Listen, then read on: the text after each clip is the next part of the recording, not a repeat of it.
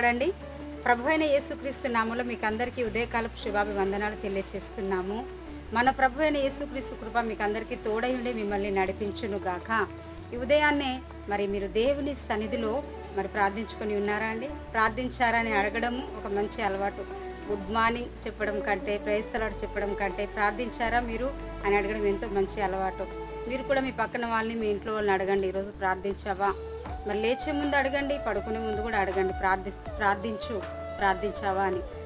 ప్రార్థనే మనకు ఊపిరి, క్రైస్తవునికి ప్రార్థనే మనకు శ్వాస. కాబట్టి ఈరోజు కావాల్సిన లేఖన భాగం మనం చూద్దాము.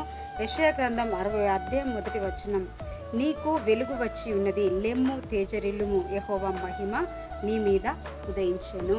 ఆమేన్. నీతోనే దేవుడు తెలియజేస్తున్నాడు, లెమ్ము తేజరిల్లుము, నీ మీద యెహోవా మహిమ వచ్చి ఉన్నది. నీకు తెలుసా యెహోవా మహిమ నీ మీద ఉన్నదని? నువ్వు కృంగిపోకూడదని దేవుడి మాటలు తెలియజేస్తున్నాడు.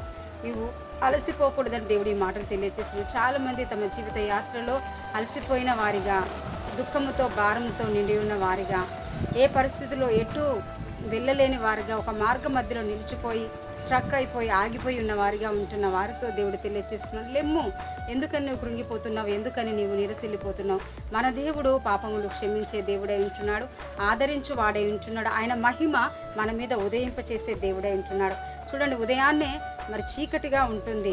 ఎప్పటి వరకు చీకటి ఉంటుంది?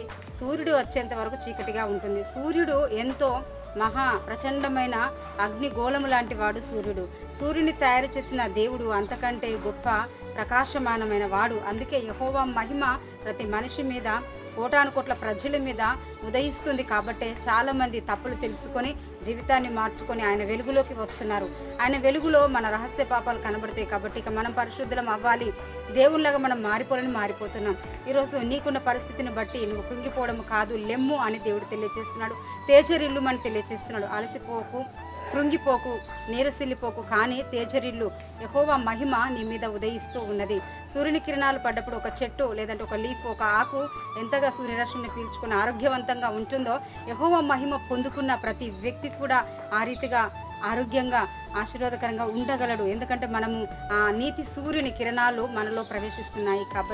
కాబట్టి ఈ రోజున మీరు బాధపడద్దు, కృంగిపోద్దు. ఏ పరిస్థితిని బట్టి దేవుడు నీతో తెలియజేస్తున్నాడు. నీకు తెలియకపోతే గుర్తు చేస్తున్నాడు, లెమ్ము తేజరిల్లుము, యెహోవా మహిమ నీ మీద ఉదయించుచున్నది, ఆయన మహిమ నీకు పైగా ప్రకాశించుచున్నది అని.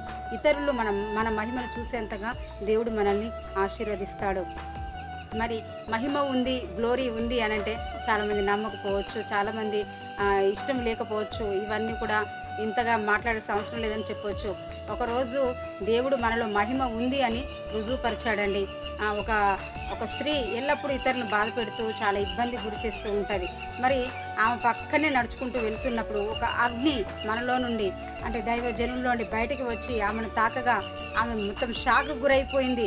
ఇంకా ఆ రోజు నుండి ఆమెలో ఒక మార్పు అనేది వచ్చింది. అంటే మనలో మహిమ ఉంది కాబట్టి ఆ వ్యక్తికి అర్థమైంది, వీరిలో ఉండి ఏదో ప్రభావం నన్ను తాకినట్టుగా అయిపోయింది, నేను మారిపోవాలని మారిపోయింది అనమాట. కాబట్టి మనకు తెలియకుండా కూడా యెహోవా మహిమ మనలో పనిచేస్తూ ఉంటుంది. అలాంటి కృప మీ అందరి మీద కుమ్మరించబడును గాక. ఈ ఉదయకాల దీవెనతో మీరు తృప్తిపరచబడుదురు గాక. చిన్న మాట ప్రార్థన చేసుకుందాం.